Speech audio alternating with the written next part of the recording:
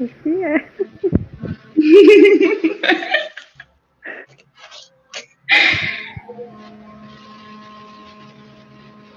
Meninas! Tá bom, vamos lá. Todas as pessoas estão se conectando, gente. Então agora vamos iniciar. Eu vou mutar. Iniciei a transmissão no Facebook, pessoal.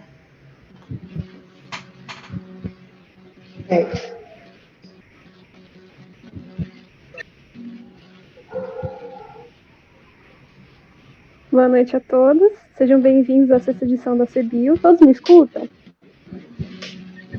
Sim. A CBio, que é a Semana da Biologia do Instituto Federal de São Paulo, é um evento sem fins lucrativos de caráter acadêmico-científico. Normalmente, nós realizamos ela presencialmente, né? Esse ano, devido às medidas contra o coronavírus, nós estamos realizando 100% remoto, graças ao Centro Acadêmico Berta Lutz, o PET, da Licenciatura da Biologia, e os discentes da Biologia. Antes de começar, eu gostaria de apresentar um pouquinho melhor a dinâmica para vocês, de como vai funcionar hoje. Eu gostaria de pedir para que todos desliguem os microfones, para que a apresentação ocorra de uma forma mais fluida, que a gente não fique falando um em cima do outro. A gente está transmitindo também essa apresentação para o nosso Facebook, que é CBio IFSP. É só ir lá, caso a pessoa não consiga entrar aqui na nossa sala. Estevam! As atividades estão... Sexta-feira de Santa Catarina. Gente, por favor, os microfones, quem puder desligar, por favor. Elas estão com previsão de duração de 1 hora, tá, gente? Pode ser tanto para mais quanto para menos. As perguntas e dúvidas que vocês tiverem ao longo da palestra, vocês podem mandar aqui no chat, tanto do Zoom quanto do Facebook, que a gente vai selecionar algumas perguntas para responder lá no final, tá bom? Então, vocês respondem primeiro, vocês perguntam primeiro, a gente responde no final. Nós vamos disponibilizar também um formulário para que vocês peçam a certificação, quem quiser, né? E esse formulário ele vai estar disponível até 5 minutos depois do final dessa palestra.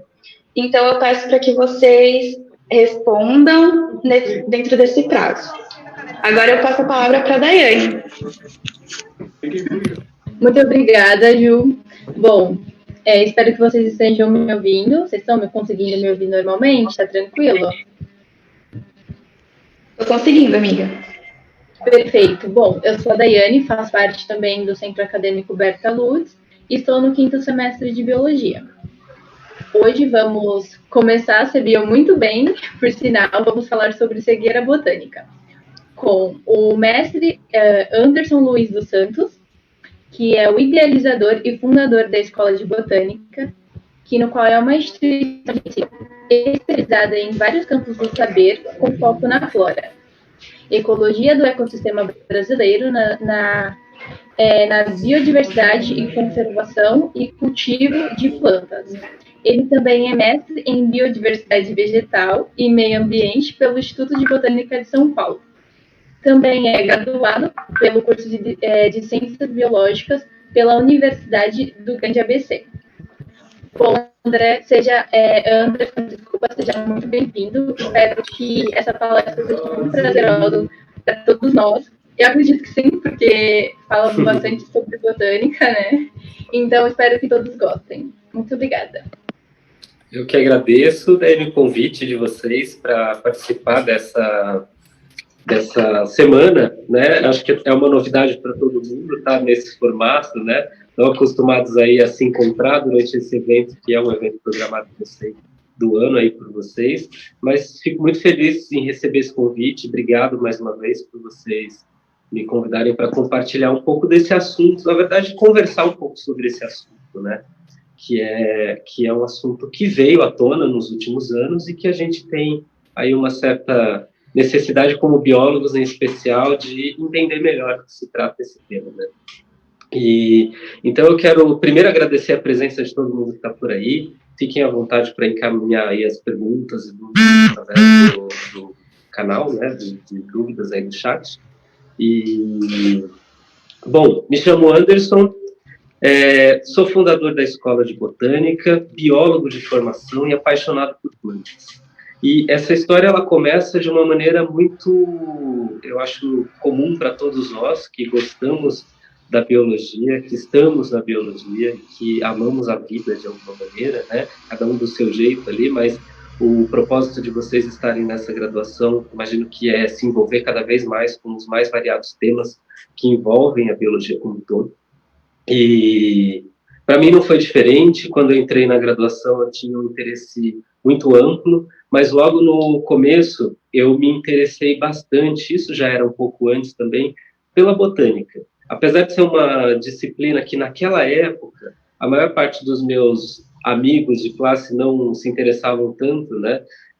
Me despertava um interesse justamente por conta da minha história familiar, né? Então, eu acho que é comum para a maior parte das pessoas que exista algum tipo de memória afetiva com as plantas, e comigo não foi diferente. Bom, bem breve, só para vocês entenderem de onde nasceu essa história toda, da escola e da cegueira botânica, né? Eu tive a ideia, na verdade, de compartilhar um pouco das informações que eu havia obtido ao longo da trajetória profissional com quem não era biólogo e não era botânico. Eu já trabalhava numa universidade há alguns anos e me deparava sempre com uma nova situação. Toda vez que iniciava uma nova turma do curso de graduação de biologia, eu partia de um pressuposto errado da minha parte de que os estudantes chegariam já interessados por botânica. E eu imagino que com vocês, talvez vocês encontrem um pouco de similaridade nisso que eu vou dizer. Foi um pouco frustrante para mim, porque não era todo mundo que se interessava, e eu diria que a minoria das pessoas se interessava por esse tema. Mas para entender isso, a gente vem usando nos últimos anos um termo, e não é todo mundo, talvez nem seja o termo mais adequado, isso não é o mais importante nessa história, mas é importante a gente entender o porquê que nasce uma palavra ou duas palavras ali que vão trazer uma ideia muito presente no mundo contemporâneo. Então, a gente precisa considerar primeiro uma situação. Talvez vocês tenham aí na casa de vocês, na história de vocês, dentro da história familiar, alguém na família que sabe mais sobre plantas do que as outras pessoas. E aí vocês podem fazer essa reflexão individual ali, tentar listar e ver quem está no topo dessa lista, né? Quem é a pessoa que mais sabe sobre plantas na sua família? Fazendo essa pesquisa já há pelo menos 7 anos, eu sempre chego num dado da maioria. A maioria das pessoas diz que é a avó, né? A minha avó é a pessoa que mais sabe sobre plantas. E a gente parte desse início para entender um pouco do que quer dizer a cegueira botânica. Imagina o seguinte: se a gente analisar a história da humanidade, a gente precisa considerar que é uma história muito longa em relação a tempo cronológico. A gente está falando de mais de 200 milhões de anos, né? Então, quando a gente chega no Homo sapiens, a gente tem uma série de transformações ao longo de uma história evolutiva, e vocês já devem ter ouvido falar em algum momento da história de vocês aí, ou lido em algum lugar, que a espécie humana, no início da sua história, era caçadora e coletora. Então, esses termos estão associados a hábitos alimentares. Então, quando a gente analisa os hábitos alimentares do homem primitivo, se é que podemos chamar assim, ou do homem ancestral, né, os nossos ancestrais, como espécie, eles eram caçadores, pessoas que caçavam animais basicamente para alimentação. E também eram coletores de plantas e de partes de plantas para compor a sua alimentação. Vocês já devem ter se deparado com essa pergunta dentro do curso de biologia, mas não é demais, nunca é demais fazê-la novamente, né? Vocês se lembram qual foi a primeira coisa que vocês plantaram na vida de vocês? E eu acho que para vocês é um pouco tendencioso falar disso, se vocês quiserem até comentar por aí, mas talvez para vocês seja um pouco, né, a gente está dentro desse tema, mas quando a gente pergunta isso para a maior parte dos seres humanos, e não estou só falando do Brasil, né, olha lá, o feijão, né, realmente, esse feijão, ele fez história na nossa vida, e é muito curioso, porque vocês podem fazer uma análise individual ali, e é um estudo que eu tenho feito já há algum tempo. Quando você pegar, todo mundo vai lembrar, ou quase todo mundo que fez esse exercício, se lembra lá do feijão. Mas quando eu pergunto, que cor que era aquele potinho, né? Feijão foi o hit, foi mesmo. Mas quando você pensa assim, que tinha, que cor que era aquele pote, qual que era o tamanho dele, quanto tempo aquilo ficou no algodão, e principalmente, o que aconteceu com aquela planta. As respostas são quase sempre as mesmas. Todo mundo diz, era um copo de plástico, ou era um copinho de iogurte ali, com algodão, aquilo cresceu e depois a planta morreu. Só que na prática, se a gente parar para analisar, nós tínhamos 5, 6 anos de idade, né? Não necessariamente esse registro, ele é realmente da nossa vivência. Às vezes isso veio de outras situações quando a gente reviu esse exercício com outras pessoas, com uma foto, em uma outra situação. E é muito curioso quando a gente analisa isso, porque independente de qual era a cor do pote, qual era o tamanho, quanto tempo aquilo durou, ou o que aconteceu com essa planta, quase todos os seres humanos que fizeram esse exercício conseguem afirmar com toda certeza absoluta: eu fiz o exercício do feijão. Só que quando a gente faz aquela busca, né, no HD e vai ver lá, tá, o que mais que você lembra de quando você tinha 5 ou 6 anos de idade? São poucos elementos ou poucas memórias que a gente tem de experiências numa idade tão longínqua, né, numa infância tão inicial. Isso tem a ver com algo que é muito interessante desse exercício do feijão, que é uma situação que a gente pode pontuar até como um trauma, mas não um trauma negativo, mas sim como um registro de memória efetivo que fica ali daquela situação, porque para a maior parte das crianças é a primeira vez que elas acessam a experiência de enxergar que uma planta é um ser vivo. Claro que ali não existe um entendimento tão profundo, né? A criança não consegue entender, isso é um ser vivo, mas consegue perceber que, a partir daqueles elementos que ela já conhecia, que o algodão ela já tinha visto, o potinho também, a água já viu, e viu o feijão. Só que quando você junta tudo isso naquela experiência, né, você pega aqueles elementos e vai acompanhando ao longo do processo no qual o exercício é proposto pelos professores do ensino inicial ali, né, da escola inicial, a gente tem uma experiência nova, que é de acompanhar o processo do que sai de dentro do feijão, que é uma planta, e fica desse tamanho, né? Fica relativamente gigante, se a gente comparar.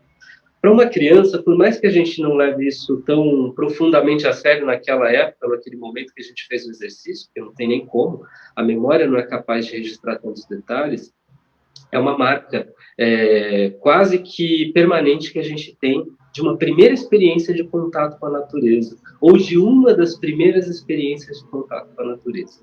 Quando a gente fala de natureza, claro que essa palavra ela é muito subjetiva, ampla e às vezes genérica, dependendo de como usada, como essa situação, por exemplo, mas a gente pode considerar o seguinte, que como que é o modelo de vida atual. E para entender isso, a gente volta àquele início da história que eu falei, dos caçadores e coletores, daquelas pessoas que estavam lá buscando plantas e animais para se alimentar. Por acaso, vocês já pararam para pensar que, de todos os seres vivos que a gente convive na vida, né? Você nasce, cresce, morre, e ao longo da vida você convive com alguns seres vivos. Por mais que você tenha um animal de estimação, seja ele qual for, você convive com outros seres vivos também. Então, humanos, animais, estamos dentro desse bloco dos animais, né? As bactérias, e assim vai. A gente vai ter uma série de elementos vivos para conviver. Mas nenhum deles tem um número tão superior em espécies na nossa convivência do que as plantas. Porque se a gente parar para analisar, a gente convive planta do momento que a gente para de ser amamentado até o último dia da nossa vida. E principalmente através da alimentação. Então, por mais que você tenha, dependente dos seus hábitos, né, de alimentares, dependente de como você se alimenta ou o que você come, a maior parte do que você come é vegetal. E claro que nos dias atuais, a gente tem uma relação com o alimento um pouco diferente do que foi ao longo de muitos momentos da história da humanidade, porque a gente consome o alimento como um produto, como um objeto. Né? Então, vai analisar a história dos caçadores e coletores, e a gente está falando de um período que pode ser de muito tempo, até pelo menos uns 10, 11 mil anos a gente fazia isso. A gente tem um dado interessante, que os coletores eram aqueles que saíam e iam a longas distâncias buscar a caça. Então, caçavam um animal, qualquer que fosse, e às vezes, dependendo do lugar do mundo, porque os hábitos alimentares também, ao longo de uma história tão comprida como a da humanidade, a gente tem hábitos alimentares distintos ao longo dessa linha do tempo. Mas, em alguns lugares, as pessoas caçavam animais grandes. Carregavam para o grupo de humanos que viviam junto, E aquilo era consumido em grupo. As plantas eram consumidas no entorno daquela habitação, então o tal do homem das cavernas, né? Aquele que estava lá, na verdade, abrigado no lugar para se proteger dos intempéries, se proteger dos fatores ambientais que pudessem causar algum problema. Mas esse homem da caverna, falando bem popularmente usando esse termo, a gente vai ter nele uma ideia muito interessante, porque ele coletava as plantas que estavam no entorno daquele lugar que ele morava. E ele tinha que mudar daquele espaço num único momento, que era justamente quando aquelas plantas deixavam de existir por ali. E deixavam de existir por vários motivos, ou porque o clima mudou, porque a estação fria chegou, porque choveu demais, esquentou demais, ou simplesmente porque acabou mesmo, comemos tudo e aí acabou. E aí quando a gente analisa essa história, é muito curioso, porque a gente pega o globo terrestre, eu tenho um aqui, pega, claro que é uma imagem meramente ilustrativa da Terra redonda, e vale lembrar disso. E se a gente pegar um globo girando como esse, a gente vai ver que nos continentes, a gente tem uma série de, continentes, e quase todos os lugares, ou em boa parte dos lugares do que a gente chama de continente, tem gente. Olha lá, a gente chegou num número absurdo de pessoas, de quase 8 bilhões de habitantes nesse planeta, humanos, né? E é muito importante a gente considerar que a espécie humana já há muito tempo estava espalhada por aí. Se a gente analisar que há pelo menos 10 mil anos também a gente já tem uma história de pessoa, pelo menos, porque é muito maior essa história, pelo menos 10 mil anos a gente tem registros de humanos habitando aqui a América do Sul, especialmente o Brasil, né? A gente foi se espalhando, e se espalhando por um motivo, atrás de planta para comer, porque era esse o principal motivo que fazia a gente sair de casa. Vale lembrar que a espécie humana, quando a gente analisa, né, uma questão comportamental, nós temos uma preguiça embutida dentro da nossa espécie, que é a de ficar lá paradinho, inerte, sem fazer nada. E quando a gente observa o que mobilizou a gente para ir para um outro lugar, comida, a gente vai atrás de planta para comer. Os animais a gente sempre vai atrás deles para poder obtê-los, mas na verdade a gente consegue identificar que a espécie humana vai se espalhando ao longo da história do globo terrestre atrás desses vegetais. E é muito curioso porque nós andamos tanto que a gente conseguiu chegar em todos os continentes. O povo faminto, mas povo faminto que se propagou, se dissipou e chegou ao número que é hoje. Uma espécie extremamente grandiosa em número de indivíduos. Né? Quando a gente analisa esse ponto, a história da humanidade, de quase ou mais, talvez, de 200 mil anos, ela é baseada nesse ato de andar atrás daquilo que você vai comer. Só que tem um momento lá que eu sempre falo, como eu queria estar nesse lugar ou nesse dia, nessa situação. Provavelmente não foi um evento, deve ter acontecido simultaneamente em vários lugares do mundo, mas teve um momento em que o humano percebeu que se pegasse uma semente e colocasse no chão, ela se desenvolveria, nasceria uma nova planta. É ali que nasce a agricultura. Claro que em diferentes lugares do mundo, por conta das variáveis situações, né, a gente tem essa forma de plantar aparecendo de maneiras muito distintas. Mas quando a gente observa, mais ou menos entre 10 e 11 mil anos, que tanto a Ásia, quanto a África, quanto as Américas e outros lugares do mundo, de uma maneira muito interessante, aprendeu que dava para colocar uma semente no chão e a partir dali nasceria uma planta. Bom, aí foi fácil, porque aí é quando a gente começa a entender que não precisa mais ficar andando, não precisa mais gastar tanta energia. A gente passa a praticar a agricultura. E a agricultura é um marco indiscutível na história da humanidade, porque ela nos dá a ideia de relacionar, de ter uma nova relação com os vegetais, claro, ainda pelo consumo, mas principalmente num consumo controlado. A gente planta aquilo que a gente quer, nem tudo deu certo ao longo dessa história também, mas a agricultura vai se desenvolvendo ao longo do tempo e vai ganhando novas tecnologias, vamos dizer assim. 10 mil anos, 11 mil anos é onde existe o registro histórico mais antigo de agricultura. Provavelmente a primeira cultura agrícola foi a do trigo, não dá para ter certeza disso, mas o registro fóssil mais antigo ou arqueológico mais antigo é disso, de uma plantação de trigo. E a gente começa a entender o porquê que a alimentação humana é baseada em trigo. Né? O maior produto que alimenta os seres humanos é o trigo. Depois a gente tem o arroz e o milho.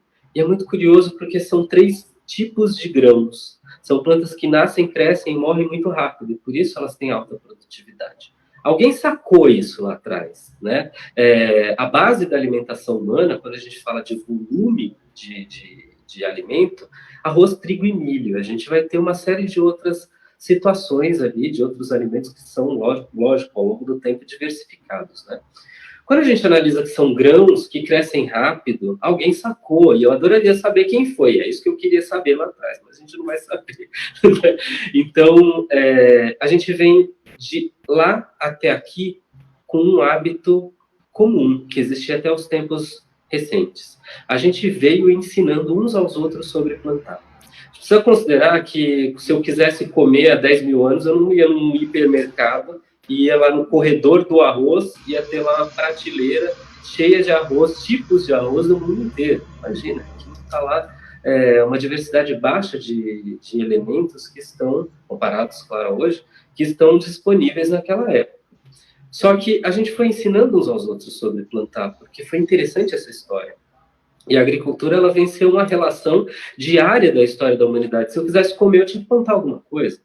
E essa história vai longe, porque se a gente der um passo, sai de 10 mil anos, a gente chega lá 5 mil anos no Egito.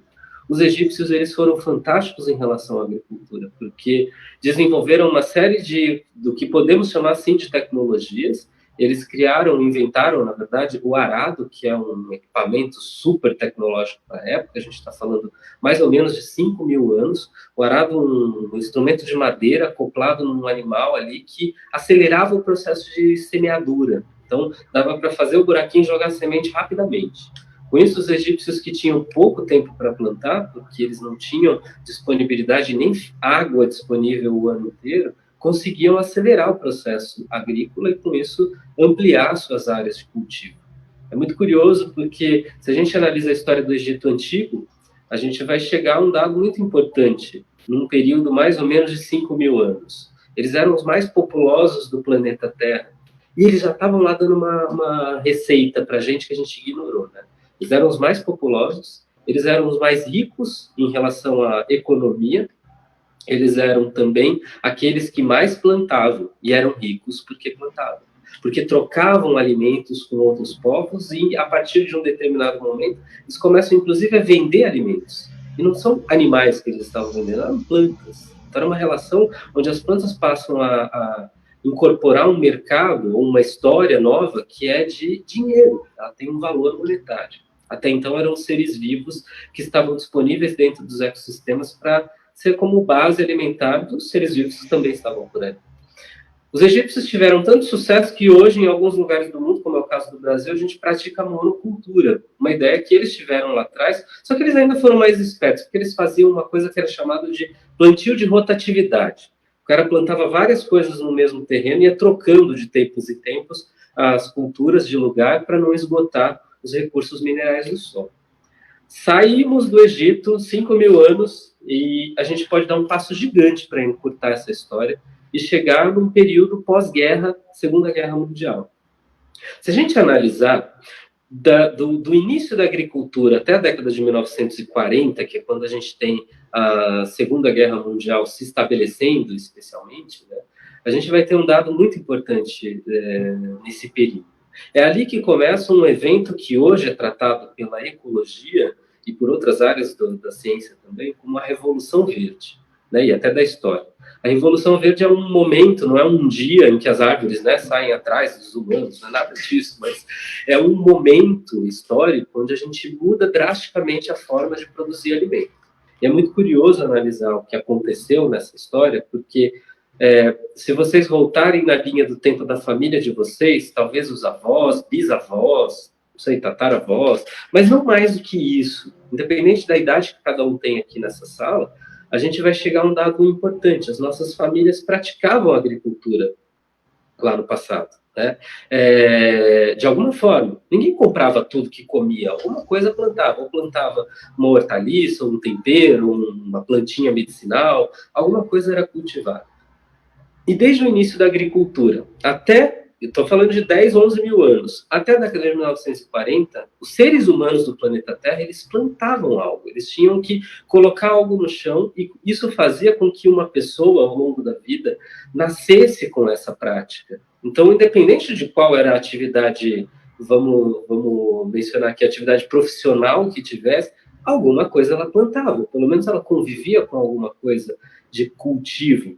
E isso trazia um entendimento para o ser humano que praticava aquilo no dia a dia, tinha isso como uma prática, seja de uma horta, seja de eu planto abóbora, você planta, sei lá, qualquer outro elemento vegetal, você planta tomate, você é meu vizinho, a gente trocava. Antigamente era assim. E quando eu digo antigamente, eu não estou falando de muito tempo, eu estou falando da década de 1940, isso tem menos de 100 anos. Para uma história de humanidade, isso não é praticamente nada.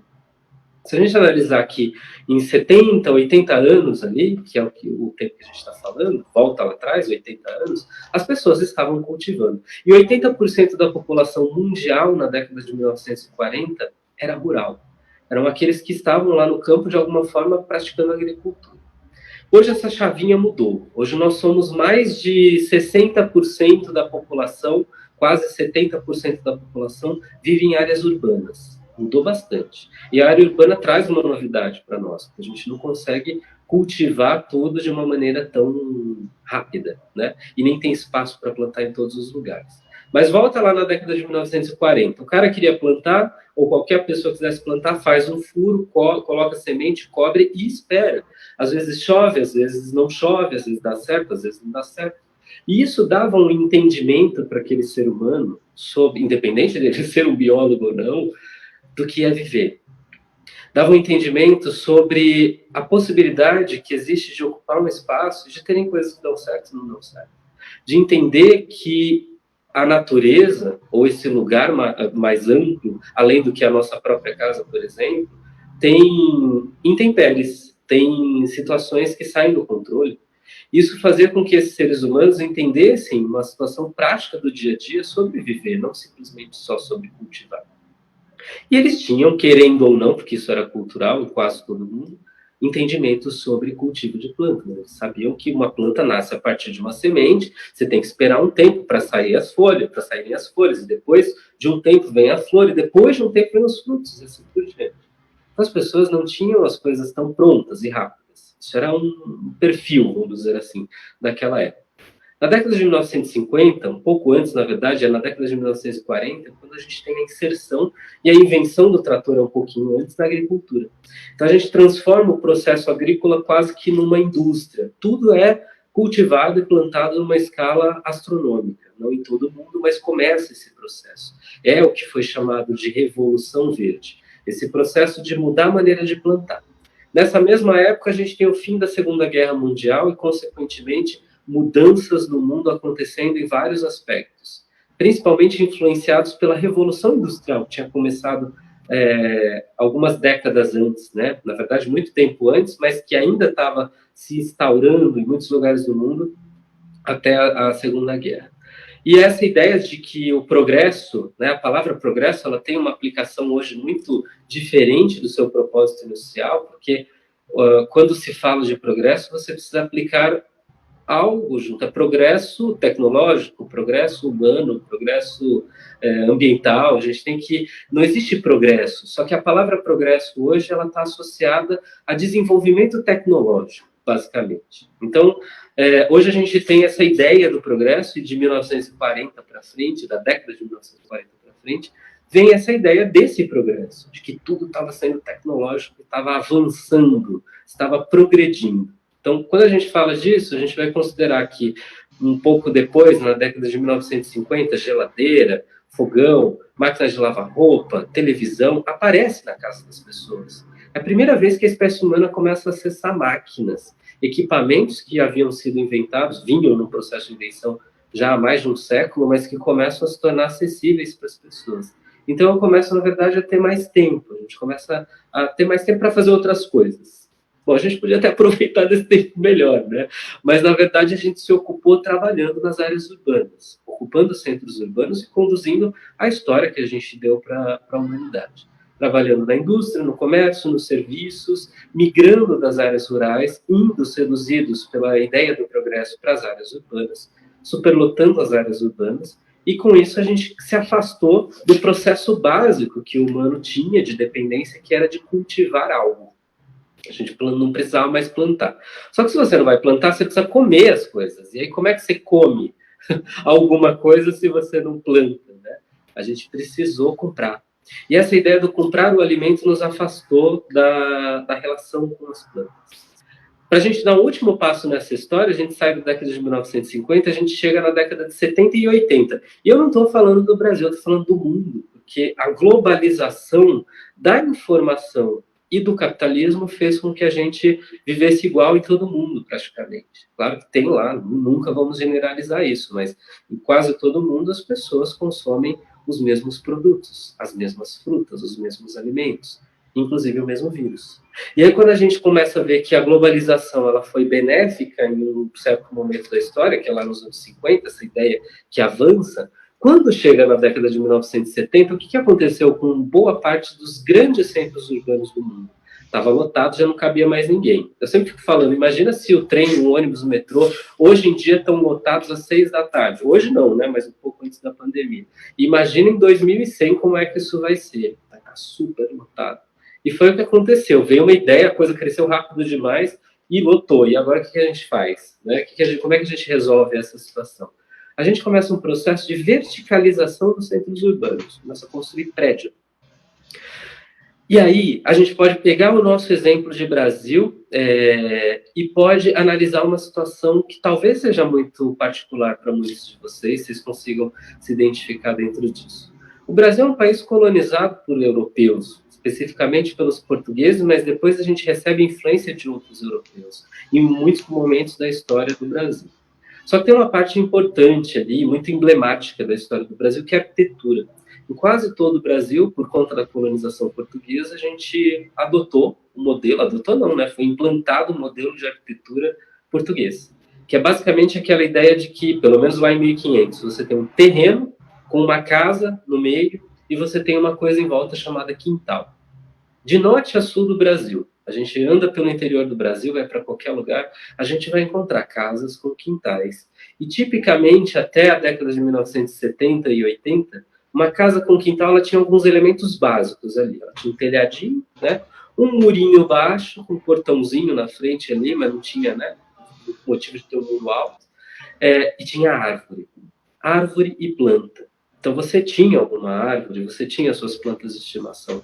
E se a gente vai analisar, quase todo mundo, nunca generalizando, mas em boa parte do mundo, as casas tinham essa configuração, com arquitetura diferente, mas a habitação humana, ela sempre, e por muito tempo, esteve dentro desse lugar. Uma habitação precavida ali das intempéries no meio, no canto, e uma parte em volta para o nosso uso e o contato com aquilo que a gente chama de natureza. A vantagem de morar numa casa é que a pessoa acessava eventos básicos da natureza e ainda como um humano de 10 mil anos atrás, via diariamente ali a lua, via o sol, a chuva, o vento, acessava esses ingredientes, vamos chamar assim. E tinha as plantas ali no quintal que mesmo que não fossem cultivadas, nasce o mato, né, aquilo que a gente chama de mato, nascem as plantas e você tem que conviver com aquilo, não tem jeito, você era humano, você saía de casa, você via a chuva, o vento, o sol, as plantas, isso fazia parte do nosso cotidiano. Só que na década de 1970 e 80 é onde a gente tem um momento na história também que é denominado de terceira revolução industrial, ou início da grande revolução tecnológica, que é quando a gente começa a inventar equipamentos que são um pouco mais interessantes, vamos dizer assim. Parece aparelhos de som, né, música começa a ser tocada de um outro jeito, e principalmente, não só no Brasil, mas no mundo, em boa parte do mundo, nos grandes centros urbanos, a gente começa a ter a sedução da indústria automobilística para que a gente possa ter um carro. Isso era novo na história da humanidade, porque até então a gente vinha caminhando, algumas pessoas tinham carro, mas não era algo acessível para a maioria. E na década de 70 e 80, a gente tem duas possibilidades super sedutoras e símbolos do progresso. Você pode morar num apartamento, e olha que legal, você vai morar no centro da cidade, ou você vai morar num lugar muito melhor do que a sua casa, porque sempre foi um símbolo de progresso, o apartamento, principalmente nessa época, né? A ideia, na verdade, de que a gente pode viver num lugar asséptico, limpo, sem, entre aspas, gigantes, problemas, né? Sem o barro que está ali fora, sem a chuva que cai, sem o vento e protegidos ainda. Olha só que vantagem a gente teve. Por outro lado, quem não foi morar num apartamento teve a sedução de comprar um carro. Olha, já que você mora numa casa, você pode se locomover para qualquer espaço. E aí tem uma coisa chamada automóvel, né, que era como se chamava no passado. Então você compra o carro e você pode se locomover. E muita gente no mundo comprou carro.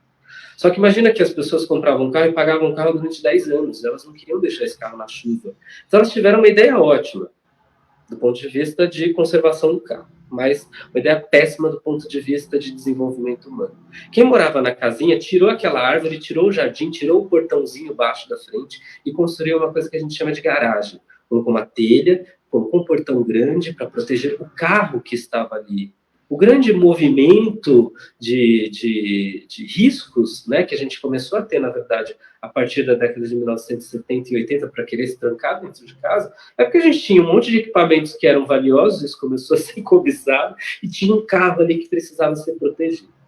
Só que tolitos que somos, né, como eu costumo dizer, a gente não se deu conta de quando a gente fez esse movimento, ou foi morar num apartamento, ou cortou todos os nossos laços, né, com esses elementos básicos, a gente foi o primeiro momento da história da humanidade onde a gente teve uma grande ruptura com aquilo que a gente chama de natureza. A gente cortou o laço com a natureza. Tanto que é muito comum hoje, talvez vocês já tenham ouvido, até falado, porque eu já falei isso muitas vezes, é comum, faz parte da nossa cultura atual, dizer, vou num parque ali porque eu preciso estar perto da natureza. Eu vou para a praia, e aí você volta da praia. Como foi a praia? Como foi o final de semana?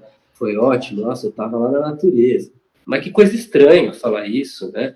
Porque a gente se descolou da natureza, a gente jogou a natureza para fora de casa, e a gente se colocou num lugar que é de proteção, mas de uma proteção onde a gente não tem acesso ao sol, ao vento, à chuva. A gente perdeu a noção do tempo, inclusive.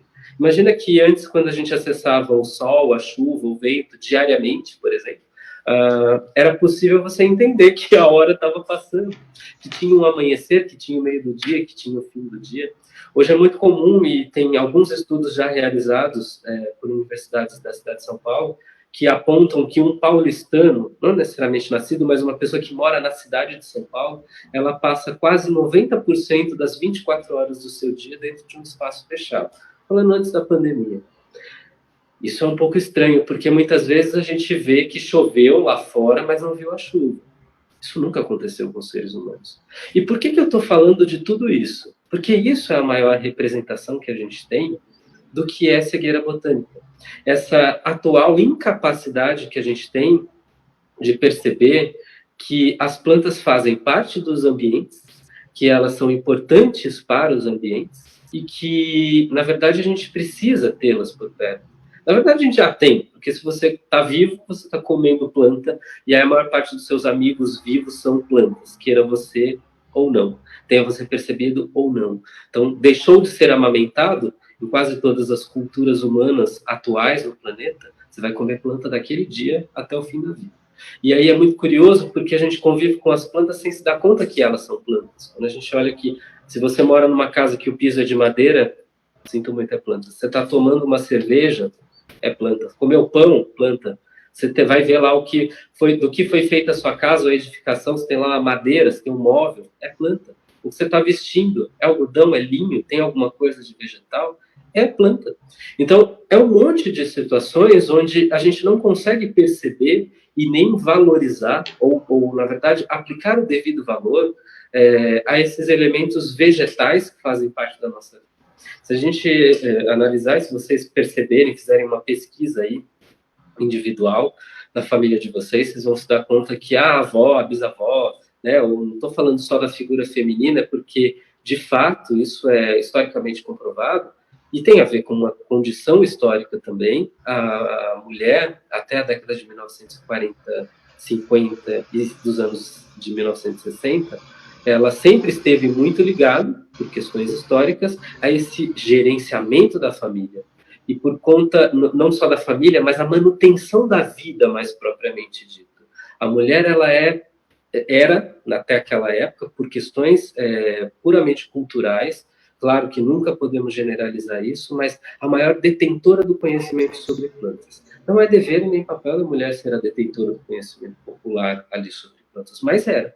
Então era ela que fazia o chá, porque não tinha remédio. Como é que cuidava dos problemas de saúde, né, de todo mundo que estava no entorno? Com chá, com xarope, com remédio de plantas medicinais. Tudo isso era um conhecimento passado ao longo das gerações, de pessoa para pessoa. E muito curiosamente, não em todo mundo, mas na maior parte do mundo, desde que a agricultura surgiu, a figura masculina ela sempre esteve ligada a esse trabalho do plantio, faz o buraco, coloca a semente e cobre, sem muito entender o que estava rolando necessariamente por ali. Enquanto a mulher foi a detentora desse conhecimento que para muitas culturas é tido como sagrado, que é esse conhecimento de fato do porquê das plantas servirem para as coisas, né? E é muito curioso porque, claro, por conta de uma mudança cultural, comportamental, histórica, longe de qualquer situação igualitária, mas a gente tem, da década de 1950 especificamente para frente, a mulher também trabalhando fora de casa. Não podemos generalizar, como eu disse, no mundo todo isso não é igual, e muito nem aqui, inclusive, longe de ser qualquer situação igualitária, como eu mencionei, mas a gente tem esse afastamento cultural. Então, as pessoas começam a trabalhar fora de casa, começam a se ocupar com outras coisas, e antes, sua avó resolvia um problema de dor de cabeça com um chá de tal coisa que ela conhecia. Só que você toma um chá, você tem que esperar 2 horas para fazer efeito. Hoje, como que a gente sabe resolver uma dor de cabeça? Você ingere um comprimido e 15 minutos depois o efeito está garantido. Então, o distanciamento desse conhecimento popular também fez com que a gente se afastasse das plantas. E quando a gente fala especificamente desse termo cegueira botânica, né, só para a gente conhecer o termo, a gente vai identificar... Opa, travou. A gente vai identificar que o termo nasce no ano de 1999. Esse termo ele veio à tona para fazer a gente refletir sobre todos esses processos e sobre o papel que a gente tem dentro do momento histórico no qual a gente vive, de tentar criar conexões e percepções nas pessoas de que quase tudo que está à nossa volta é planta. Então, façam uma análise aí na casa de vocês, tentem listar aquilo que vocês têm em casa, sem ser a planta efetivamente viva, né? Mas o que tem no entorno, o que você tem no dia a dia que é planta, né? Então, se a gente analisar que a gente tem uma série de situações, alimentação, então é o básico da história, dependência, situação de dependência. Mas se você usa um cosmético qualquer, usou um sabonete, um shampoo, nem todos são de planta, muito pelo contrário. Hoje a maioria nem é mais, apesar de ter lá um atrativo. O shampoo de babosa. Você vai ver, tem nada de babosa na composição às vezes. Mas pensar que os indígenas brasileiros, como é que eles lavavam o cabelo com planta? Então, quando a gente vai ver esses cosméticos da atualidade, então você convive com cosméticos, que são feitos uma boa parte de plantas. Você tem os alimentos, planta. Você tem vestimentas, planta.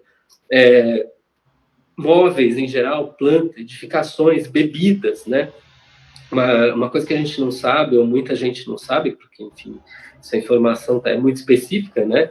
Mas a gente pode considerar que a segunda bebida mais consumida no mundo, ela é de planta. E aí vocês devem dizer que é Coca-Cola, né? Não é Coca-Cola, não. Se a gente analisar a primeira bebida consumida por humanos, em primeiro lugar no mundo, é a água. A segunda bebida é uma coisa que a gente chama de chá. E não é todo chá, não. Chá é um nome específico que a gente dá para uma mistura de uma planta chamada Camellia sinensis. Vocês já devem ter ouvido falar daquele chá preto, chá verde, chá branco, né? Lê naquela caixinha, você vai ver, tá lá, Camellia sinensis. Essa planta, ela é asiática e ela é base de um preparo dessa mistura, né? Que a gente tem... da água com essa planta, onde a gente consegue, através de uma infusão, preparar essa bebida que é conhecida como chá. E aí a gente vai ver, tá? A gente até bebida, a segunda bebida depois da água, é a base de planta também. Então é muita coisa envolvida no processo do que a gente chama de cegueira botânica. Se a gente analisar, o termo nasce em 1999 e ele é atualizado em 2001 por uma dupla de pesquisadores americanos. Eu sempre anoto o nome deles para não me perder aqui. É o James Vandersee e a Elizabeth Schussler, que são dois pesquisadores de universidades distintas. Hoje, inclusive, eles nem trabalham mais nos lugares onde eles trabalhavam nessa época.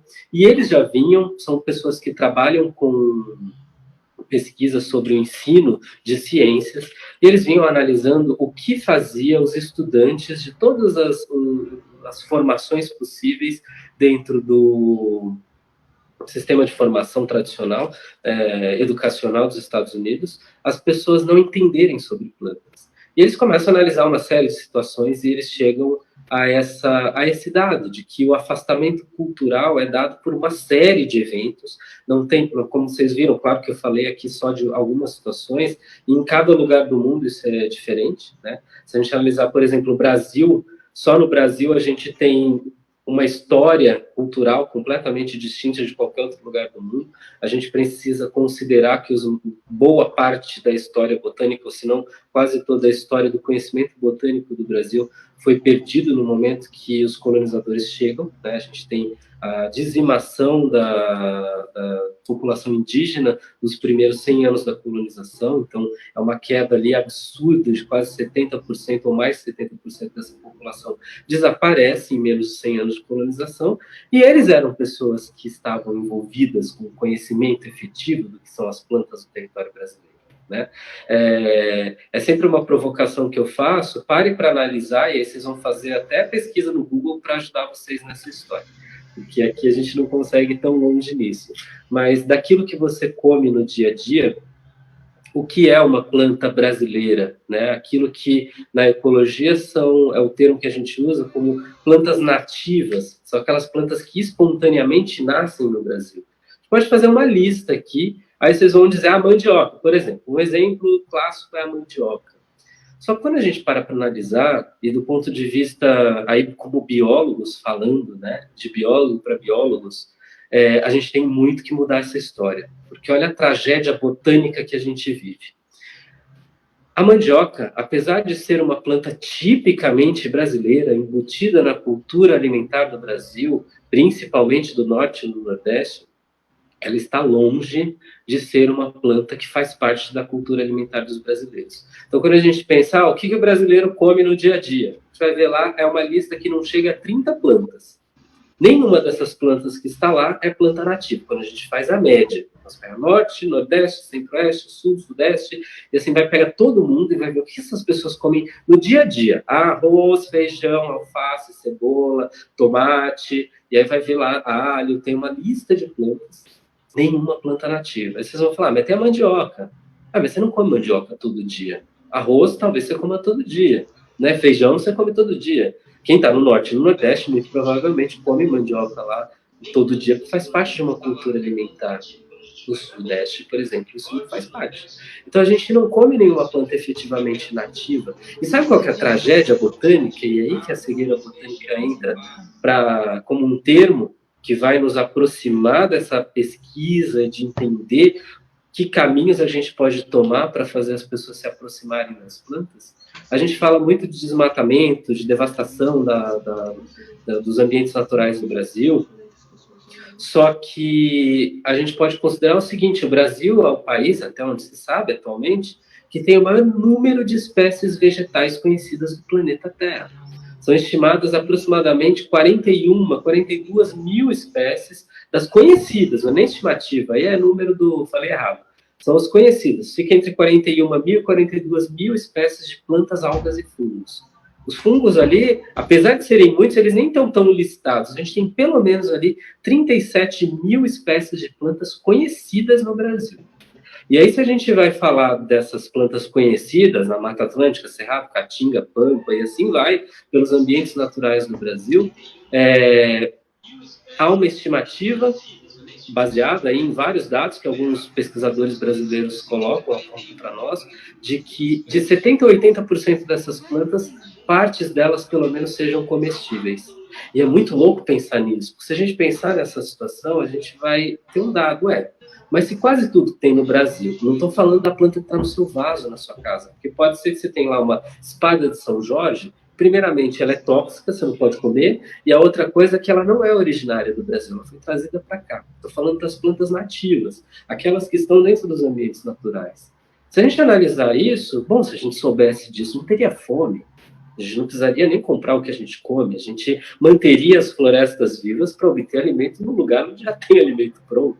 Né? É uma lógica que, claro, que nós biólogos fazemos. E é importante que as mídias, elas ajudaram muito nesse afastamento, porque a gente vai ver que toda essa ideia do progresso, eu coloco entre aspas, porque do ponto de vista biológico, não há progresso algum nesses hábitos que nós adotamos a partir da década de 1950, quando a gente muda a forma de cultivar o alimento, vai plantar em grande escala, né? Eu planto para abastecer a metade de um país, ou, por exemplo, o Brasil, que é a maior produtora agrícola de algodão e café. Mas a gente não come algodão, né? Não se veste com tanta roupa de algodão assim. Isso vai para o mundo. Então, essa ideia, ela trouxe a ideia do progresso econômico, porém de uma total estagnação do ponto de vista ecológico e ambiental. E a cegueira botânica é importante a gente conhecer, e esse termo, né, claro que ele é um termo que vai estar relacionado a essa incapacidade que a gente tem até natural de perceber a existência das plantas dentro de um espaço. Deixa eu só fazer uma interrupção, eu estou sem relógio aqui, como que estamos de tempo? Alguém me responde? Já se passaram 50 minutos desde o início. Ah, então tá bom, tem mais 10 ali. Mais um pouquinho só. Legal. Mas não tem problema, professor, se o senhor quiser se prolongar, não tem problema. A gente vai, eu sei que vocês têm outras situações, mas só para colocar alguns pontos. Obrigado, gente. Só para colocar alguns pontos aqui importantes para que vocês possam também ser agentes disseminadores dessa ideia. O mais importante não é a gente ficar replicando necessariamente o termo cegueira botânica. Não é sobre isso. Não é se ficar falando sobre isso necessariamente, porque isso é um termo que veio para trazer uma ideia, né, de como que a gente resolve, ou de como é que a gente explica isso para as pessoas. Mas é fundamental que a gente considere o seguinte, que é muito importante que a gente tente encontrar caminhos, e todos eles são experimentais ainda, a gente não tem caminhos que sejam 100% efetivos, né, isso é muito novo na nossa história, que tragam a possibilidade de a gente mostrar para as pessoas, olha, tá vendo a cerveja que você toma? É planta. Você já parou para pensar como que é plantado, sei lá, o trigo que faz essa cerveja? A gente precisa ter uma nova relação com os vegetais, e é urgente isso, considerando que a pergunta deve mudar. E eu digo isso como biólogo, e vocês vão ouvir como biólogos a vida inteira essa pergunta. Vocês já ouvem, né, dentro disso. Dentro de como vocês estudam. As pessoas perguntam o tempo todo, mas o que é a baleia? O que é a minhoca? Para que serve o ar? Para que serve a água? Como é que o fogo acontece? É como se você fosse, assim, o salva-vidas do universo, né? Então, as pessoas te perguntam sobre absolutamente tudo. Especificamente, seja com animal, com planta ou qualquer coisa, né? É assim mesmo, viu, gente? Vocês vão perguntar, as pessoas vão perguntar isso para sempre. Mas se vocês forem para alguma área específica de conhecimento da biologia, como no meu caso que resolvi estudar botânica, é muito curioso, porque a pergunta das pessoas é sempre a mesma. Sei lá, aparece uma planta, a pessoa conhece uma planta, vai ver uma planta, mas para que serve? E eu acho muito louca essa pergunta, porque como biólogo eu nunca olhei para as plantas como serventia, né? Eu acredito muito que nosso papel é estar nesse lugar de inverter essa pergunta, né? As pessoas, claro, não é para brigar com o povo, pelo amor de Deus, não dá para ser assim. Mas a gente precisa pensar que caminhos a gente pode construir dentro de processos, principalmente de ensino, de valorização dos elementos vivos, né? Onde a gente mude a pergunta. Não é para que isso serve, né? Então, muitas vezes as pessoas chegam, essa planta aqui, conheci essa planta, ela tem um cheirinho, serve para alguma coisa? Caramba, tudo tem que servir para a gente para alguma coisa? Não serve. Não sei se serve. A pergunta pode ser invertida, né? O que é isso? Então, claro que as pessoas estão muito acostumadas, porque isso é cultural, a perguntar isso, mas o nosso lugar é justamente nesse ponto. Tá, ela pode servir, se for feito tal situação, preparado lá para curar tal coisa, ou pode servir para tirar um conforto, falando especificamente de plantas fitoterápicas, que é como a gente chama hoje as plantas medicinais. Mas o que é isso? O que é essa planta? De onde ela veio? Qual que é o ambiente natural onde ela se originou? Ela é nativa, não é nativa? Por que eu tento plantar uma coisa em casa e não dá certo? É a pergunta que as pessoas mais fazem, né? Vocês vão se acostumando, para quem gostar da botânica, for trabalhar com isso em algum momento, se é que vocês já não estão trabalhando com isso, né? Sei lá, você vai cortar o cabelo, você trabalha com o quê? A gente resume, né? Trabalha com planta. Minha samambaia está morrendo, como é que eu resolvo? Como é que eu faço? Não é só sobre o resolver, mas é sobre a gente tentar criar caminhos onde as pessoas possam se conectar com a ideia de que elas podem tentar entender o que são essas coisas, né? Não só querer saber para que serve, mas o que elas são. Se a gente soubesse, né, o que são árvores, a gente jamais cortaria uma árvore. Se a gente soubesse o que são animais, jamais perseguiria animais, né? Se a gente soubesse o que é rio, jamais, enfim, faria o que faz com o rio como humanidade. A pergunta ela é invertida e o termo cegueira botânica é muito curioso porque no Brasil ele foi trazido à tona. Acredito que talvez alguns de vocês já tenham visto esse artigo, outros não, mas fica aí como uma sugestão de leitura para quem não viu. 2 pesquisadores da Universidade de São Paulo, o professor Antônio Salatino e Marcos Bucheriti, publicaram há poucos anos um artigo muito interessante de uma linguagem muito simples e acessível, chamado Mas de que te serve saber botânica?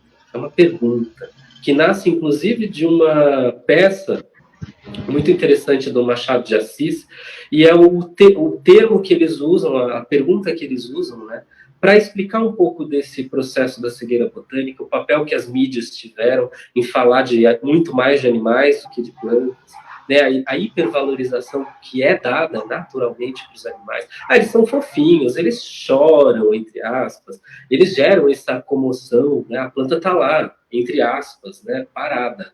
Ela não está demonstrando afeto, mas, poxa vida, o que é uma floração? O que é uma planta florida, se não é uma demonstração ou uma relação de afeto? Pô, você está dando tudo certo, você está fazendo eu crescer e se desenvolver muito bem aqui. De que maneira que a natureza leva isso, né? Então, esse artigo, vocês podem pesquisar, Google, mas de que te serve saber botânica? Eu mando aqui para o pessoal também.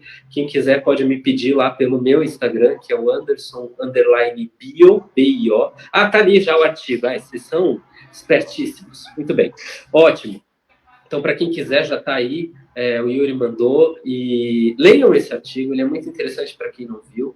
Há outras formas da gente falar desse assunto. Eu acho que, independente de vocês trabalharem futuramente ou presencialmente com a botânica ou não, é fundamental a compreensão de algo que quero deixar aqui como uma reflexão para vocês. Não tem como a gente se descolar e imaginar que o conhecimento biológico ele é tão específico a ponto da gente estudar apenas uma bactéria, apenas uma planta, apenas um animal, e que não é importante a gente aplicar o conhecimento das outras áreas em tudo aquilo que a gente faz como biólogo. E a maior dificuldade hoje como botânico, né, o termo que a gente dá ali para a especificidade da profissão, a maior dificuldade que eu tenho e a maior frustração, não digo frustração porque o trabalho ele é feito desses ganhos e de identificar esses elementos, né? Não chega a ser frustração, eu usei a palavra incorreta, mas desse ponto a ser trabalhado, vamos dizer assim, do quanto que as pessoas não sabem sobre plantas. E é muito sem sentido, considerando que há 80 anos atrás, todos os seres humanos que estavam na Terra sabiam algo sobre plantas. Então, perguntem para as pessoas que estão perto de vocês, qual foi a primeira vez que você plantou algo na vida? Muitas delas vão remeter àquela experiência do feijão. E aí, se você perguntar, e depois, quando que você plantou outra coisa? A gente vai ter uma lacuna imensa, porque muita gente, e isso é dado que eu tenho ali mais do que seguro para afirmar, muita gente não plantou mais nada. E não é sobre o plantar, mas é sobre o se relacionar. Porque quando a gente plantava, por mais que a gente comesse um tomate e não identificasse que ele era um pedaço de uma planta, o plantar dava um entendimento que hoje é o que mais falta para nós. de que as coisas têm um tempo. Você acha que a sua orquídea vai florir porque você quer que ela vai ter floração? Não é assim, né? As coisas têm um tempo para acontecer. A natureza é feita de ciclos e a gente convive, de todos os seres vivos que a gente tem no nosso entorno, os que mais estão do nosso lado são as plantas. Por que não aprender com elas como viver? Por que não aprender com elas sobre o ritmo, sobre a pausa, sobre a necessidade de perder as folhas, sobre a necessidade de ter floração, de que as coisas sobem e descem? E eu acho que a quarentena ela tem sido um momento muito interessante, especificamente para mim, de conviver. Eu tenho algumas plantas em casa, e de conviver com isso, de olhar muito para essas plantas e de acompanhar. Agora chegou o inverno aqui no hemisfério sul, muitas plantas vão perder folha. Bom, é o momento de fazer pausa mesmo. Isso se aplica a todos os seres vivos praticamente, né? É menos, seja menos, na brincadeira popular ali. Mas incentivem as pessoas a se aproximarem dessa ideia de que as plantas estão em toda parte, de que elas são parceiras. Imagina que eu volto de novo, já falei isso, mas se as pessoas soubessem o que é uma árvore jamais seria cortada. Então é importante que a gente, de alguma forma, independente do que você faça daqui para frente, mas como biólogos, né, em ascensão, propaguem a ideia não da cegueira botânica, necessariamente. Olha, você é cego, você não enxerga, você não é capaz de ver isso, né? Você não percebe que as plantas estão aí, você não percebe que as coisas são feitas de plantas. Não é isso. Não é como a bronca, mas é como você se aproxima. É jogando aquela explicaçãozinha que o biólogo adora dar, né? Então você está lá com os amigos, quando voltar o momento dos encontros, vai tomar alguma coisa, vai tomar um suco, vai comer algo, vai, sei lá, fazer qualquer coisa. Joga uma informação, joga uma reflexão. Já parou para pensar de onde isso veio? E aí, só para fechar essa história, a coisa mais bizarra como humanos que a gente conseguiu fazer foi vender mexericas, tangerinas ou bergamotas em bandejas de isopor com descascadas. Não sei se vocês já viram, mas em alguns lugares do Brasil, você tem lá a mexerica. Descasca a mexerica, coloca os pedacinhos da bandeja de isopor e vende. Bom, foram pelo menos ali uns 100 milhões de anos para desenvolver a tecnologia daquela embalagem e a gente hoje despreza. E isso é o clássico exemplo da cegueira botânica, do quanto que a gente se distanciou desse conhecimento, e do quanto que é necessário e qual que é o nosso papel como biólogos dentro desse lugar, de inserir essa ideia. Para de ser louca, não faz isso. Não faz sentido, não compra esse negócio, sabe? A coisa está pronta, a natureza já fez. Assim, então, a gente precisa ter que ocupar esse lugar de educadores, independente de vocês futuramente ou agora trabalharem com ensino ou não. Então, cegueira botânica não é a capacidade de não enxergar necessariamente, mas sim o termo ele vai permanecer enquanto a gente não conseguir cada vez mais propagar essa ideia de que as plantas estão em toda parte, que a gente vai conseguir, enfim, a gente precisa se aproximar delas. Acho que é isso, gente. O que vocês têm aí para me mandar de... Podemos passar para as perguntas, então, agora? Claro, com certeza. Beleza. Então, vamos abrir aqui as perguntas. Eu vou começar com as perguntas que foram feitas através do Zoom. E a primeira é da Letícia Fonseca. Hoje, seria mais inteligente de agroflorestas? Seria um sistema totalmente... Eu vou tentar reformular, tá? Seria possível ter um sistema usando a técnica das agroflorestas?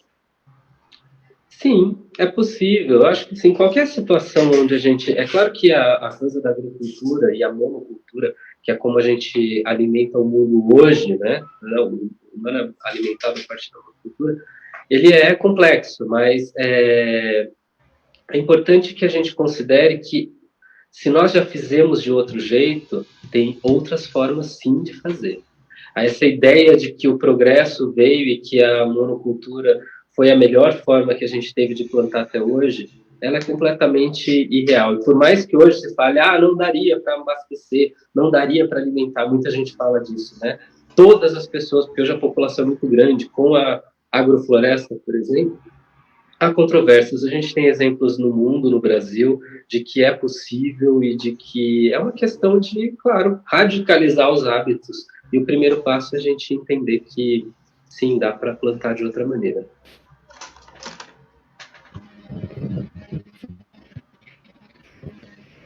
Perfeito.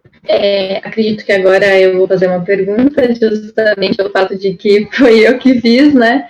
Foi via Zoom também. E eu gostaria de saber, Anderson, como podemos tratar essa questão da cegueira botânica? Claro que você já falou um pouquinho sobre a gente não falar cegueira botânica, que é um termo que a gente não deve utilizar, deve ser de outra forma, né?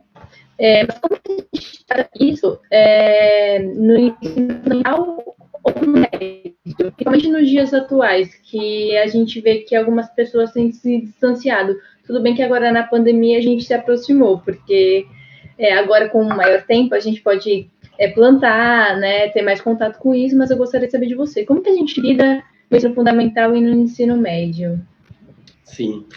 Na verdade, Daiane, não é que, assim, não digo que a gente não possa usar esse termo. Aí é um papo muito interno, né, de biólogo para biólogo. Acho que o termo, ele pode ajudar, depende da situação, né, você pode jogar isso. Tá?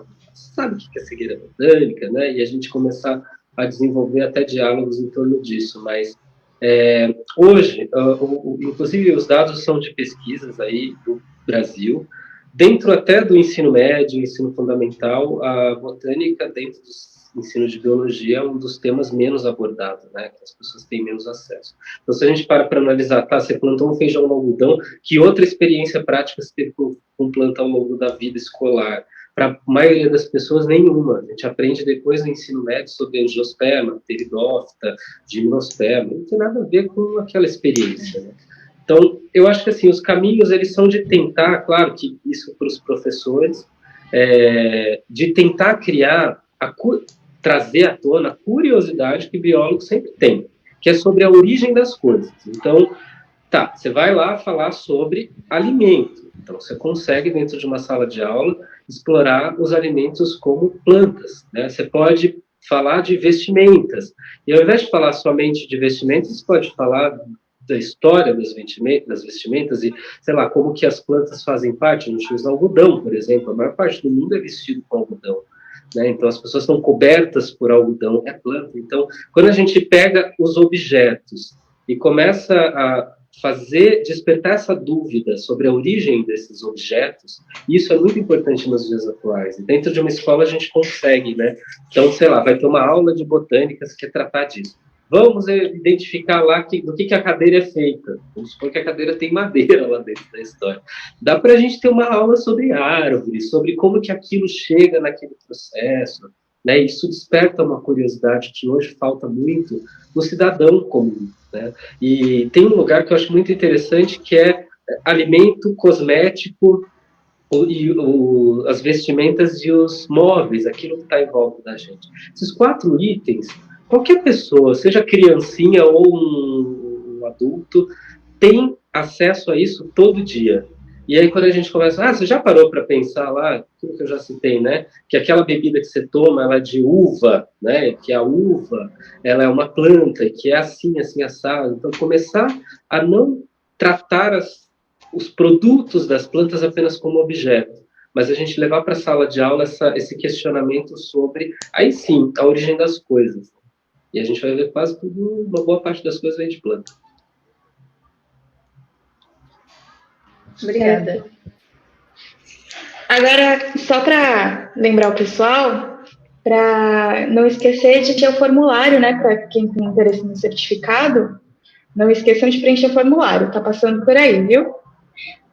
Agora uma pergunta que é da Deise Quintino, se existe um plano governamental que prioriza o plantio das árvores nativas na cidade? Depende da cidade. Há lugares do Brasil onde isso faz parte de um plano, como é o caso da cidade de São Paulo e quase todas as cidades da região metropolitana de São Paulo, né? Então a gente tem isso inserido, por exemplo, no nosso entorno, mas não em todo o Brasil. Então a gente sabe, especificamente no estado de São Paulo, a gente tem uma maior aplicabilidade desse tipo de legislação. Até porque essas decisões são mesmo em uma escala menor, do município ou do estado, não necessariamente federal. Apesar da gente imaginar, nossa, mas deveria ser federal. Imagina, estou derrubando a Amazônia, vocês acham que eles estão preocupados com as árvores na calçada? Né? Então a gente tem em alguns municípios, inclusive para quem tiver curiosidade, tem um documento muito importante da cidade de São Paulo, que é o Manual de Arborização Urbana. Também, jogou no Google lá, vocês encontram, o Manual de Arborização Urbana de São Paulo. E ele é um PDF que foi criado, na verdade um documento que foi criado, hoje está disponibilizado em PDF há muito tempo, e que é uma referência para o Brasil, de modelo de como você seleciona, seja para plantar uma calçada, para fazer uma situação de um reflorestamento, né? Você tem dados legais ali para entender o que é, por que é importante ter uma nativa dentro de um espaço onde os humanos habitam. Então, na maioria do Brasil, não, gente, infelizmente ainda. Bom, agora vamos direcionar uma pergunta para o pessoal que foi feito no Facebook, né? Porque, lembrando, o pessoal também está assistindo a gente pelo Facebook. E a pergunta é do Armando. Urbanização, comida pronta, civilização longe da natureza podem ser algumas das consequências da não só a cegueira, mas a total falta de empatia com a importância do conhecimento da botânica? Sem dúvida. É o Armando, né? Armando, sem dúvida. Na verdade, eu costumo dizer, a gente pode fazer essa análise a curto prazo, sim. Se a gente analisa aquela ideia que eu coloquei, isso, claro, que vocês podem usar como um caminho só para reflexão, né? Que é necessariamente verdade absoluta aplicada no mundo, né? Mas que quando a gente começa a ficar muito dentro de casa, é a situação atual e é também a situação que a gente tem dessa mudança de arquitetura da década de 70 para frente, né? O que a gente tem de negativo? A gente se descola tanto da natureza a partir daquela época que a gente começa a perder muitos referenciais. Exemplo, uma criança que pegava chuva lá naquela época. O que era pegar a chuva, você tomar chuva? Hoje em dia é uma situação que é quase unânime proibida. Se a criança vai tomar chuva, ela vai ter gripe e ela vai ter um problema muito sério. Então é impedida de pegar a chuva. E eu me lembro de criança, não tinha alternativas. A gente estava andando num lugar que começava a chover, que não tinha Uber, né? Não tinha um lugar para se proteger às vezes. Você fazia o quê? Você esperava ali no canto a chuva passar, você via a chuva, ou você morava no quintal, tinha casa lá, você via a chuva. E para uma criança em especial, falando especialmente das crianças, que é onde começa essa história da cegueira botânica, qual que era aquele entendimento? Começa e termina. As coisas ficam intensas. A chuva começa fraca, fica intensa, depois ela para e vai embora e acaba. Aí você andava de novo, você voltava à vida. Esse entendimento era um entendimento de espécie, de ocupar um espaço, né? Não só dessa relação com as plantas, mas de que as coisas são assim mesmo, elas ficam às vezes intensas, depois mais brandas e depois você continua.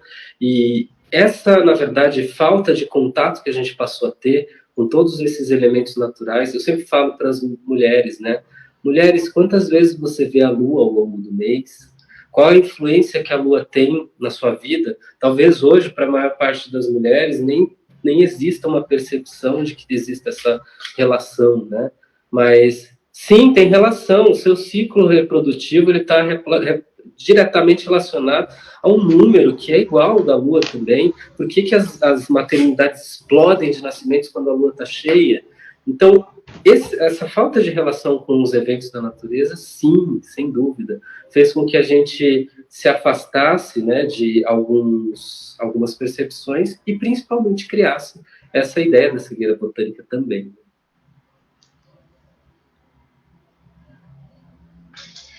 Certo. Agora tem mais uma pergunta do Armando. É a seguinte. Os atuais problemas ligados não só à alimentação, mas ao clima, o ambiente e à extinção, contando com o atual momento da pandemia, pode trazer para o ser humano, principalmente na área da educação, um olhar especial ou de maior curiosidade pela botânica, que é uma matéria tão pouco atrativa para a maioria dos discentes do ensino superior? Sim. Eu acho curioso porque ela se tornou pouco atrativa, né, para as pessoas que estudam principalmente, não só a biologia, mas como a agronomia também, de algumas décadas para cá, né? Então, existia até um status não só no Brasil, mas no mundo, que ser botânico no século XIX era fazer parte de uma elite intelectual, né? Uma coisa que, não que isso seja uma grande vantagem, mas era tido como uma vantagem em algum momento da história. E claro, a gente vai passando, as coisas mudam. No Brasil, especificamente, a gente tem uma certa ideia falsa sobre isso, porque a botânica está relacionada ao mato. E o mato está relacionado diretamente a um lugar que não existe progresso. É claro que o biólogo, né, muitas vezes, ele se encaixa nesse lugar também. Por que o biólogo está lá? Da minha época, não sei como que é hoje com vocês, né? Eu já trabalhei até recente em algumas universidades, mas bem diferente agora. Mas quando eu entrei na graduação, o biólogo era o bicho grilo, era o termo que a gente recebia dos outros cursos. E o que era isso? Era não só o cara que gosta da natureza, mas existia esse estereótipo mesmo daquele que não gosta do progresso. E eu acho muito errado isso, e principalmente é o nosso papel mudar essa história. E se aproximar, sim, desses elementos naturais e mostrar que o progresso está, de fato, nesse lugar. A pandemia, ela fez a gente se aproximar de certa forma, e nunca vamos conseguir globalizar ou generalizar essa ideia, mas se aproximar, sei lá, algumas pessoas começaram a plantar em casa, começaram a perceber que sim, faz falta para o parque, faz falta para a praia, para o campo, para algum lugar. Né? Então, claro que a resposta disso eu acho que é um movimento natural de aproximação e que, de fato, tem acontecido no mundo. Nos últimos 4 meses é impressionante em buscas na internet, não só a internet, mas isso não sou eu que fiz, mas sim pesquisadores que têm feito isso. A crescente busca, mesmo em Google, por plantas. Isso faz com que as pessoas queiram entender um pouco mais, talvez porque elas estejam dentro de casa tentando plantar algo, não está dando certo, então vamos tentar entender como resolve. Né?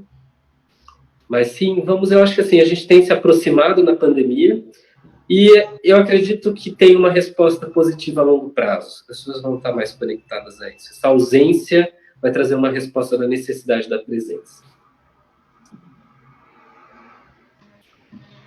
Perfeito. Agora, mais uma do Armando, interessadíssimo. Mudando agora um pouquinho o lado, né? Anderson, qual é o papel do biólogo, principalmente na área da botânica, na contribuição do agronegócio? O biólogo, ele tem a necessidade, na verdade, eu acho que não é... Claro, a gente, na verdade, eu sempre falo, mude o seu mundo, você não precisa mudar o mundo. Mude o seu mundo. Então, como biólogo, o que a gente pode fazer? Tentar levar e disseminar para quem a gente consegue a reflexão sobre a origem do alimento. Eu acho que é esse o lugar.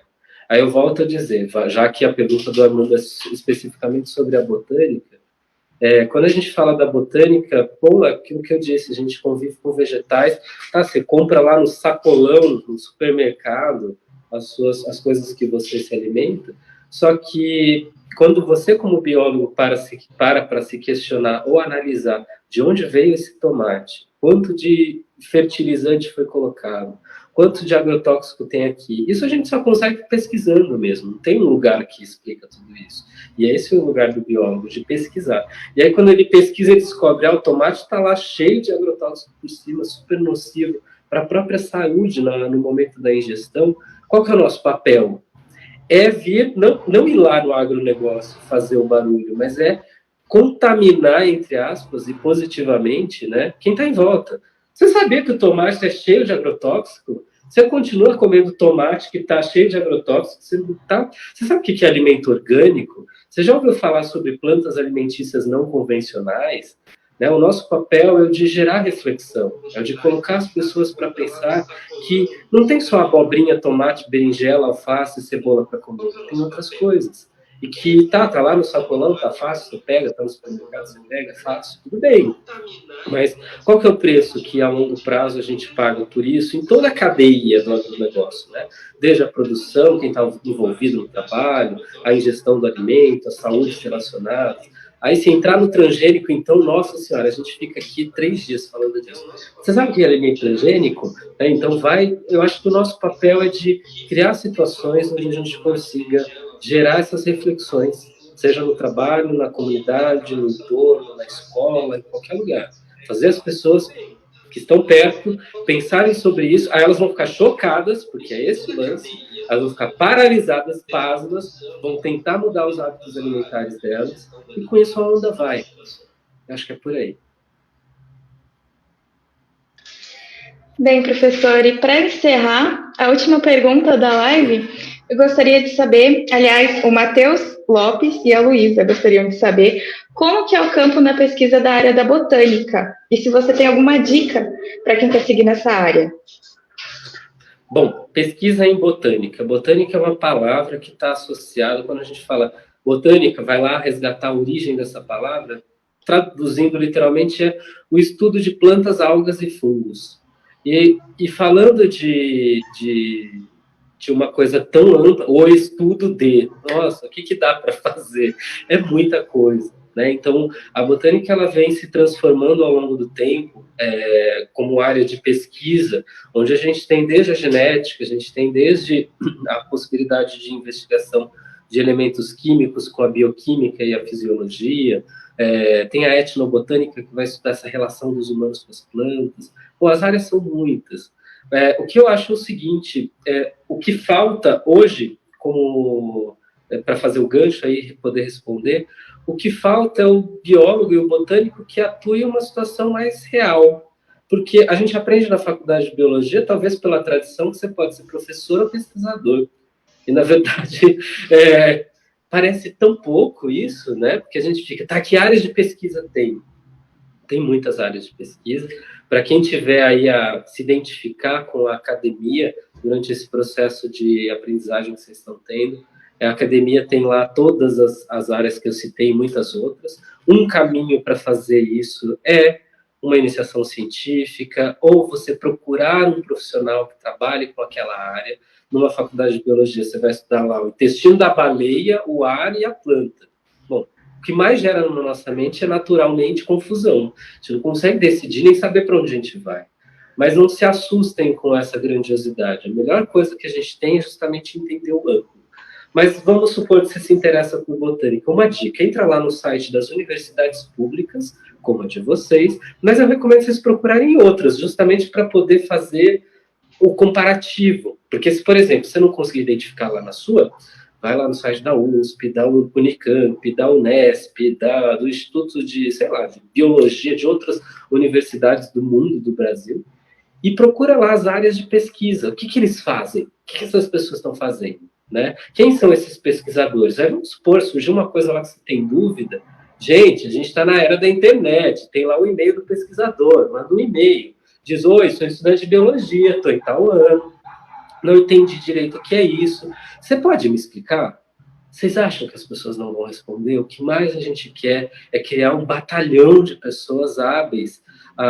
Eu digo a gente como qualquer pesquisador de qualquer área da biologia, a gente precisa criar um exército de biólogos nesse país, nesse mundo, que consigam mudar a realidade do pensamento. Então, pesquisando, conhecendo, se tiver a oportunidade de fazer estágio num lugar lá, X, faz o estágio e manda ver, vai atrás de informação. Não tem um livro, não tem uma tabela que explica tudo.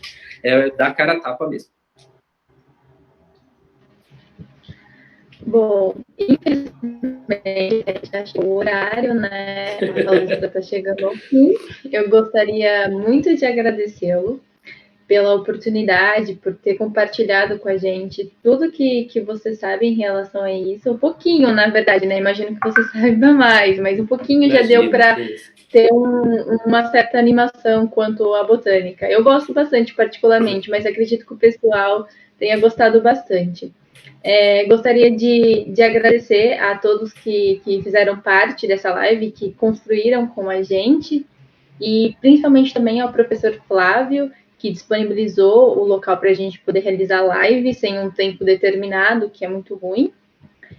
Professor, se você quiser falar um pouquinho sobre a Escola de Botânica, quiser chamar o pessoal para conhecer melhor, assistir suas lives, para aproximar realmente mais as pessoas. Fique à vontade. Obrigado. Bom, quero agradecer então todo mundo que acompanhou, sei que está aqui, né, à noite, eu sei que vocês também estão acostumados com aula, mas enfim. Obrigado por acompanharem. Eu estou à disposição para o que surgir de dúvidas. Se vocês quiserem saber sobre áreas da botânica, sobre o que dá para fazer, me procurem. Então, usando ferramentas virtuais. O meu Instagram é Anderson_bio, B-I-O, de biólogo mesmo. Então, vocês podem me mandar mensagem lá. Às vezes eu não consigo responder rápido, mas eu vou responder todos vocês com o maior prazer do mundo. A Escola de Botânica, então, é uma escola de cursos livres, tem cursos de várias situações. Aí eu acho que para entender melhor, vocês podem olhar lá no site, escoladebotânica.com.br. As redes sociais são todas Escola de Botânica. E toda quinta-feira à noite a gente tem live com alguém que está sendo fantástico essa experiência. Conversa com pesquisadores, com outros botânicos, com pessoas de diversas áreas da botânica. É um lugar interessante para vocês investigarem ali as possibilidades até de atuação, inclusive, porque cada semana a gente fala com um profissional diferente da botânica. Para quem não assistiu às lives anteriores, tem no YouTube, que é a Escola de Botânica também, todas as lives que a gente teve até hoje.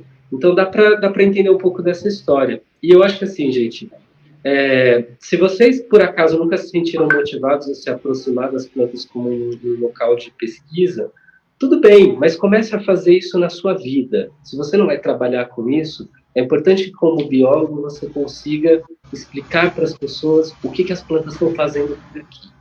Então, esse é o ponto fundamental. Não precisa ser o maior especialista, mas consiga explicar para alguém que é através delas que a gente vive, né? É só por conta delas que a gente tem oxigênio e energia para viver. Então, deixo com vocês a responsabilidade ali de estudarem bastante sobre esse assunto e poder responder pelo menos essa pergunta, né, para as pessoas futuramente. Obrigado mesmo, viu? Perfeito, muito obrigada. Eu gostaria de lembrar as pessoas que a gente vai deixar o link para o formulário, para as pessoas preencherem para ganhar o certificado posteriormente. A gente vai deixar durante uns 5 minutinhos depois que finalizar essa live. E espero que vocês tenham gostado realmente e que fiquem ligados, porque amanhã a gente vai entrar um pouquinho mais para a área de zoologia, no qual a gente vai falar sobre baleias e golfinhos. Então, estão todos convidados, inclusive você, professor, que quiser participar, tá super convidado. Legal. E é isso, então. Muito obrigada. Eu que agradeço, gente. Até mais. Boa noite. Espero que se cuidem. Tchau, tchau, gente. Obrigada. Tchau, até mais.